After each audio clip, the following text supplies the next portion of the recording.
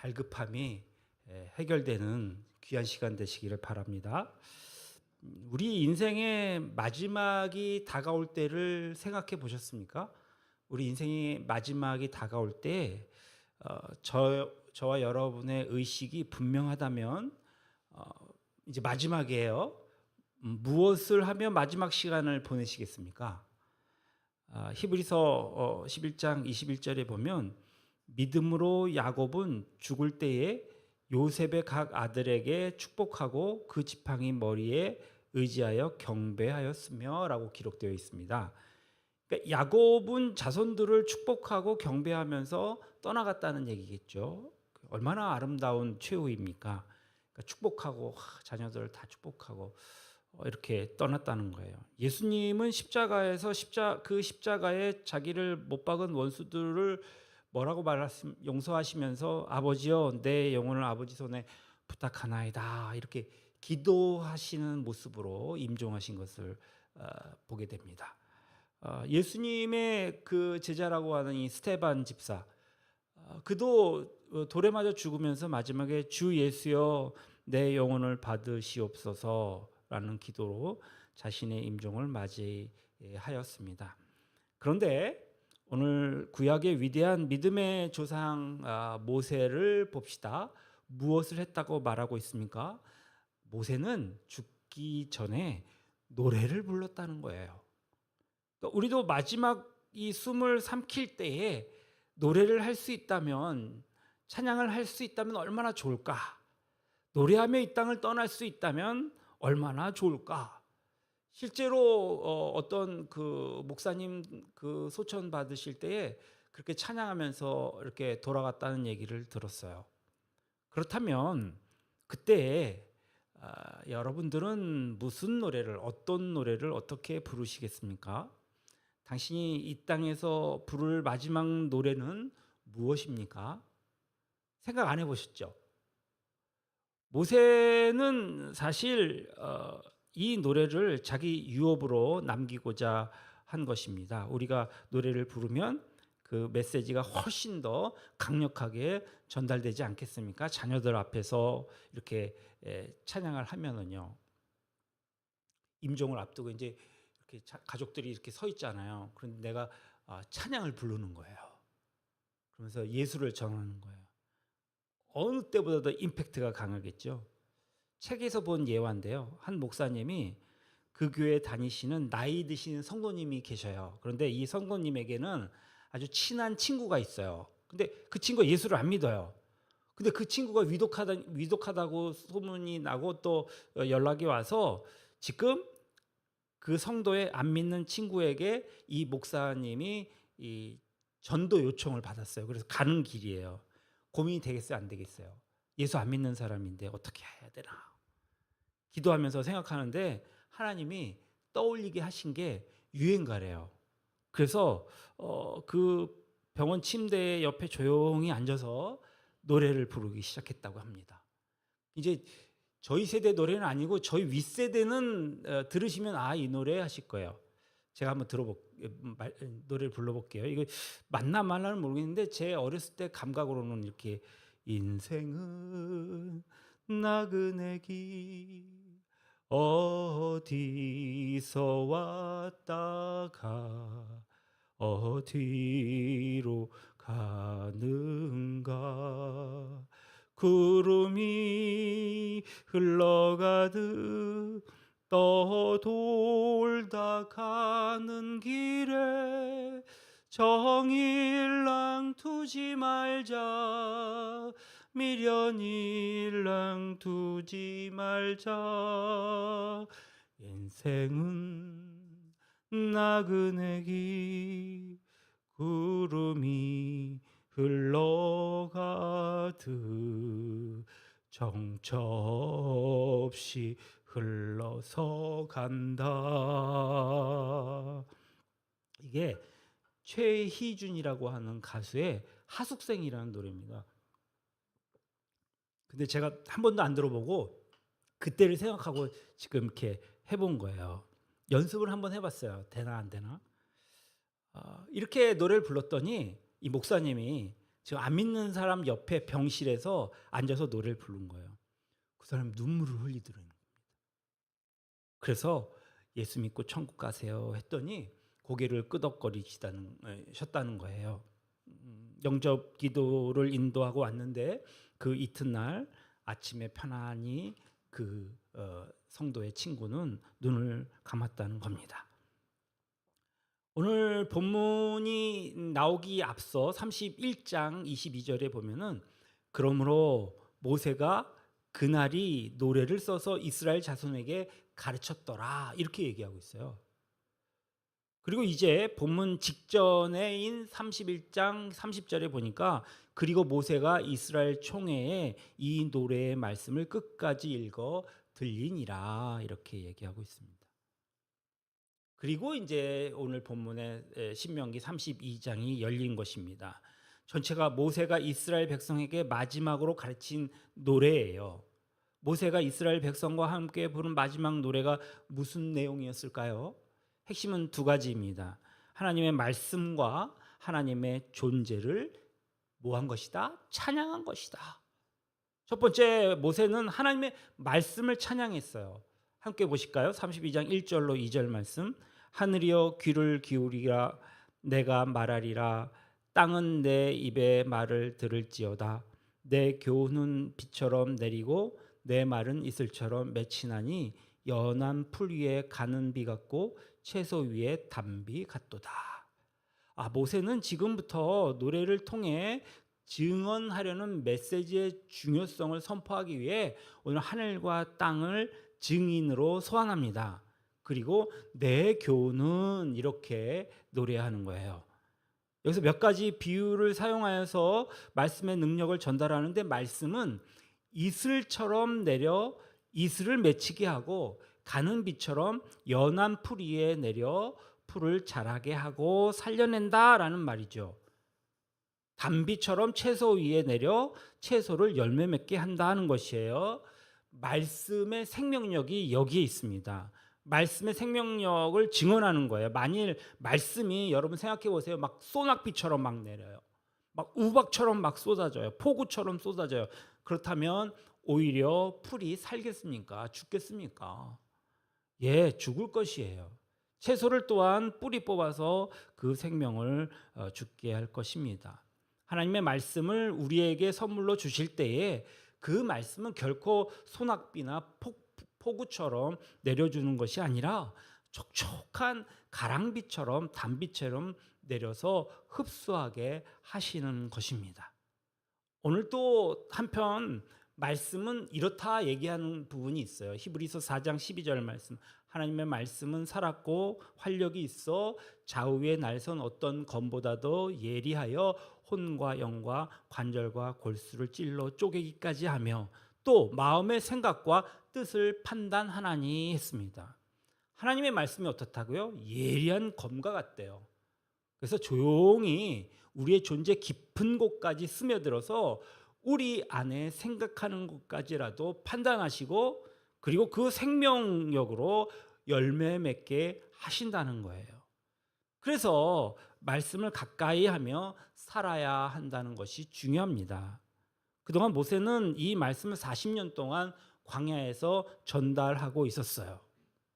예수님도요 광야에서 공생애를 시작하시면서 마태복음 4장 4절에 뭐라 하십니까? 사람이 떡으로만 살 것이 아니요 하나님 입으로부터 나오는 모든 말씀으로 살 것이라 했습니다. 또 그의 지상 생애를 마무리하면서 제자들을 위한 마지막 기도를 어떻게 하셨습니까? 나는 아버지께서 내게 주신 말씀들을 그에게 주었사오며 한마디로 제자들을 어떻게 자기의 어떤 통찰력이나 어떤 지혜나 경험으로 그들과 함께한 것이 아니라 그들을 교육한 것이 아니라 하나님의 말씀을 주었다는 거예요. 17장 17절에는요. 그들을 진리로 거룩하게 하옵소서 하나님의 말씀은 진리니이다라고 기도하고 계십니다. 오늘 사는 그리스도의 제자들도요. 마땅히 주께 감사하고 주를 찬양할 것은 주께서 이 위대한 말씀의 선물을 우리에게 주셨다는 것입니다. 제가 어린 시절에는요. 부흥의 시대였어요. 교회가 막 부흥하는 시대였어요. 교회마다 꽉꽉 들어차고요. 얼마나 막 부흥사들이 온갖 유명한 집회들을 하면서 그렇게 막 그냥 교회가 부흥될 수가 없어요. 88, 86년 제 기억으로는 이 게임이 막 생겼을 때에도 운동장이나 대형 교회들을 빌려서 아주 초교파적으로 부흥회를 열었고요. 정말 한국 교회의 성장기였던 것으로 기억합니다. 숭이 감리교회 이호문 목사님께서 부천에 오신다는 소식이 들려서 그 어느 교회 부천에 있는 큰 교회에 부흥회를 인도할 때 저는 중학교 2학년이었어요. 그 당시에 그 대형 교회였음에도 불구하고 들어가기조차 힘들었던 상황 속에서 저는 맨 앞에 앉아서 열심히 찬양하고 예배를 드렸습니다. 그때 저는 엄청난 도전과 장래에 내가 무엇을 해야 될 것인가에 대해서 결정 지을 수 있었어요. 그 후 신학교 4학년이 되었을 때에 우리 신학교는 매 학기 시작될 때마다 학기 시작 전에 신학교에 부흥회를 여는데 역시 이호문 목사님이 오셔서 부흥회를 인도하셨어요. 그때 저는 4학년이었는데 4학년 전원을 강다성에 이렇게 올라오라고 하시는 거예요. 그리고 맨 앞에 앉아 있는 저를 딱 이렇게 온 학생들, 그러니까 막 수천 명 학생들 앞에 세워놓고 몸 전체를 막 안찰하듯이 막 축복 기도를 해주셨어요. 그때 나도 이 목사님처럼 나도 훌륭한 부흥사가 돼야 되겠다 이렇게 다짐하고는 그때 부흥사들은 대부분 어떻습니까? 큰 소리로 막 고함을 치시면서 막 할렐루야 막 이게 쉰 목소리로 막 설교를 하셨단 말이에요. 저도 좀 그 스타일이 그때 당시엔 너무 좋더라고요. 또 모방도 해보고 막 찬양 인도나 기도 인도할 때 막 할렐루야 고함을 치면서 지금 목이 아파서 안 되네요. 좀 해보려고 그랬더니 흉내도 내기도 했습니다. 뭐 그때도 뭐 지금이나 역시 뭐 남이 녹음해둔 그 테이프 그 귀한 설교 말씀을 좀 어떻게 하면 다시 한번 들어볼까 테이프를 사요. 막 그때 녹음한 거를 그 녹음기 갖고 다니면서 녹음했던 사람들이 있어요. 그래서 그거를 다시 듣고 이때는 할렐루야 이렇게 하는 거구나 막 연습하고 막 그랬던 기억이 있거든요. 저의 주된 사역은 무엇입니까? 이거 찬양 인도자였고 기도 인도자였습니다. 그런데 제가 막 개척을 막 했잖아요. 40살이 돼서 이제 40살 중반이 돼서 느지막지하게 개척을 했는데 첫 번째로 가장 큰 어려움을 겪었던 문제가 바로 뭐냐면 설교였습니다. 일반인들이 이제 조금 늘어나기 시작했고 그 전에는 학생들이 있었고 이제 새로 들어오신 분들의 학력이나 생활 수준도 높고 또 이미 그때 당시만 해도 젊은이들 역시 딴 세상에 사는 사람들이라서 이제 말씀을 철저히 준비하지 않으면 성도들의 만족도가 많이 떨어지는 것을 느꼈습니다. 어려서 신학하고 사역제 길에 들어섰지만 항상 하는 거라고는 찬양 인도나 하고 마이크에 대고 주여 주여 주여 통성기도 인도할 줄 알았지 소리나 질러댈 줄 알았지 설교 경험이 부족한 상태에서 막상 개척을 하니까 설교가 무척 중요하더라고요. 개척하고 몇 년이 지나니까 레퍼토리가 다 떨어져 버렸어요. 한계에 부딪히게 된 것이죠. 역시 기도할 수밖에 없습니다. 하나님, 저 아시죠? 저 어려서부터 시장통에서 살아서 말투도 거칠고 할 줄 아는 것이라곤 뭐 찬양 인도나 하고 또 통성기도 인도나 했지 아무것도 모릅니다. 마치 평생 짜장면만 만든 사람에게 스파게티를 만들라고 하니까 이 상황을 제가 너무나도 당황스럽습니다. 하나님, 평생 짜장밖에 안 말아봤는데 개척하니 성도들은 스파게티를 원하는데 어쩌면 좋겠습니까? 아침에 교회에 나와서도 그것밖에 기도가 안 되더라고요. 하나님, 짜장면입니까? 스파게티입니까? 짜장면입니까? 스파게티입니까? 이렇게 기도한 지도 한참 흘렀어요. 그날도 짜장면, 스파게티 양당 간의 결단을 내려달라고 보채며 기도했는데 아니 응답이 왔습니다. 하나님, 이왕이면 내가 조금 짜장면에 가까우니까 짜장면 계속 꾸준히 밀고 나갈 수 있도록 인도해 주세요. 스파게티는 너무 어렵습니다. 그러니까 주님께서 이렇게 말씀하시더라고요. 이놈아, 짜장면이든 스파게티든 맛있어야 된다. 아, 맛이 있어야 하는구나. 짜장면도 괜찮고 스파게티도 괜찮으니까 맛있어야 하는구나. 짜장면이든 스파게티든. 그 사실을 알았어요. 그래서 그것은 소리를 막 지른다고 막 쉰 목소리로 막 할렐루야 아니면 뭐 조용기 목사님께서 믿으십니까? 그러십니까? 막 이렇게 하지 흉내내지 않더라도 진정 설교를 하려면 가랑비처럼 단비처럼 들리는 가슴에 와닿는 설교를 해야 된다라는 것을 알았습니다.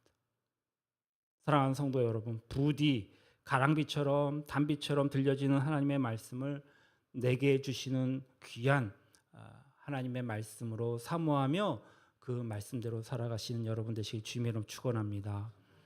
둘째로 하나님의 존재를 찬양했습니다. 모세는 그가 마지막으로 가르치는 노래를 하나님의 말씀을 찬양했고요. 이어서 그는 또한 하나님의 존재를 찬양한 것을 보게 됩니다. 3절로 4절 말씀 보겠습니다. 내가 여호와의 이름을 전파하리니 너희는 우리 하나님께 위엄을 돌릴지어다. 그는 반석이시니 그가 하신 일이 완전하고 그의 모든 길이 정의롭고 진실하고 거짓이 없으신 하나님이시니 공의로우시고 바르시도다. 그런데 4절 이하에 다시 하나님의 존재를 두 가지 비유로 이렇게 반석과 아버지로 노래하고 있는 것을 보게 됩니다. 첫 번째는 하나님을 반석 같은 분이라고 찬양하고 있어요. 이스라엘 백성들이 광야를 지나는 동안에 그에게 가장 감사할 수 있었던 대상은 아마도 반석이었을 것입니다. 반석에 물이 나왔고요. 반석이 피난처였기 때문입니다. 늘 그늘을 제공하였어요. 그래서 오늘 본문 32장의 모세의 노래에 반석이란 단어가 몇 번 나오신 줄 아십니까? 7번이나 등장합니다.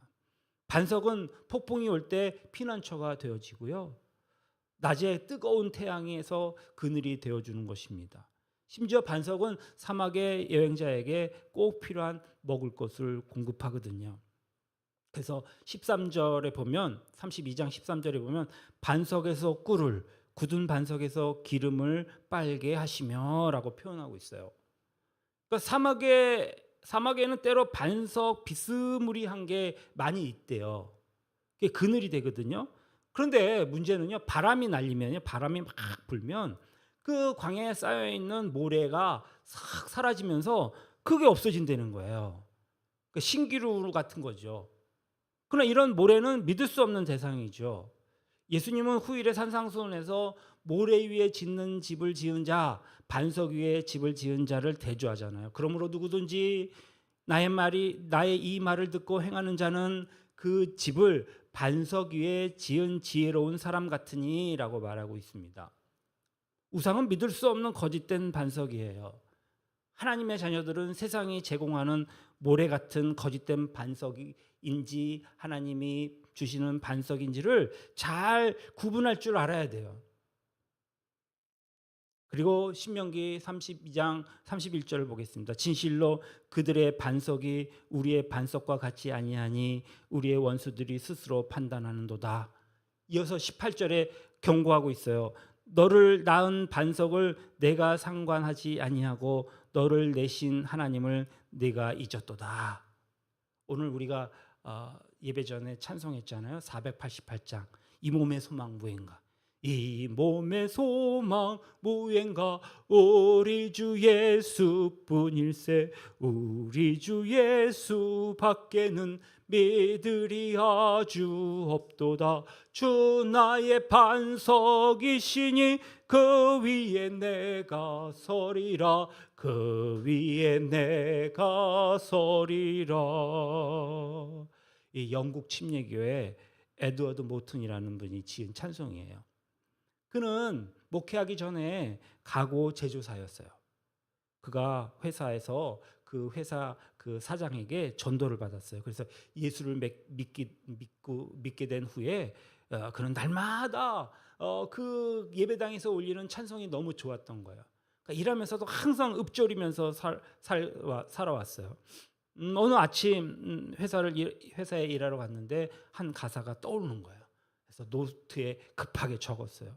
이 몸의 소망 무엇인가? 내 소망이 무엇인가? 우리 주 예수뿐이다. 우리 주 예수밖에 믿을 일이 없다. 이렇게 막 노트에 적었는데 며칠 후가 지났는데 자기 친구가 목사예요. 그런데 부인이 위독하게 되었다는 거예요. 그래서 이제 방문을 하게 되었죠. 그래서 한 찬송가를 불러달라고 부탁을 받았습니다. 평상시에 노래를 많이 흥얼거리고 다니니까 노래를 잘했던 모양이에요. 부인을 위해서 기도한 후에 그는 사실 아직 작곡이 안 된 찬송 가사를 읽어주고 싶다고 하면서 노트를 꺼내서 최근 만든 이 노래 가사를 읽었다고 합니다. 그런데요, 기적이 일어나는 거예요. 이 여인의 얼굴에 큰 평화가 임하더랍니다. 그리고 이 찬송은 곧 영국 교회에 가장 좋아하는 찬송이 되었다고 합니다. 그렇습니다. 하나님은 반석 같은 분이십니다. 하나님의 아들 예수님은 우리의 반석이 되시고자 이 땅에 오신 구세주인 것을 믿으시기 바랍니다. 두 번째로 그는 아버지 같은 분이라고 찬양합니다. 5절로 6절 말씀입니다. 같이 읽겠습니다. 그들이 여호와를 향하여 악을 행하니 하나님의 자녀가 아니요 흠이 있고 삐뚤어진 세대로다. 어리석고 지혜 없는 백성아 여호와께 이같이 보답하느냐. 그는 내 하나님이시 내 아버지시요 너를 지으신 이가 아니시냐. 그가 너를 만드시고 너를 세우셨도다. 아멘. 여기 모세가 하나님의 존재를 뭐라고요? 아버지라고 이제 선포하고 있어요. 노래로 선포하는 거예요, 지금. 우리를 지으시고 세우시고 인도하신 아버지, 그를 순종하고 따름이 당연한 것이 아니냐? 이렇게 증거하는 겁니다. 그는 아버지, 그 아버지는 어떤 분이시라고 얘기합니까? 우리 인생의 질문에 대한 답을 갖고 계신 분이라고 말하고 있습니다. 그분을 가까이 하고 그에게 묻고 살라는 거예요. 7절을 다 읽어보겠습니다. 옛날을 기억하라. 역대의 연대를 생각하라. 내 아버지에게 물으라. 그가 내게 설명할 것이요 내 어른들에게 물으라. 그들이 내게 말하리로다. 그는 지나간 광야에서 우리를 보호하시던 여호와 하나님이신 것을 잊지 말아라. 이렇게 얘기하고 있습니다.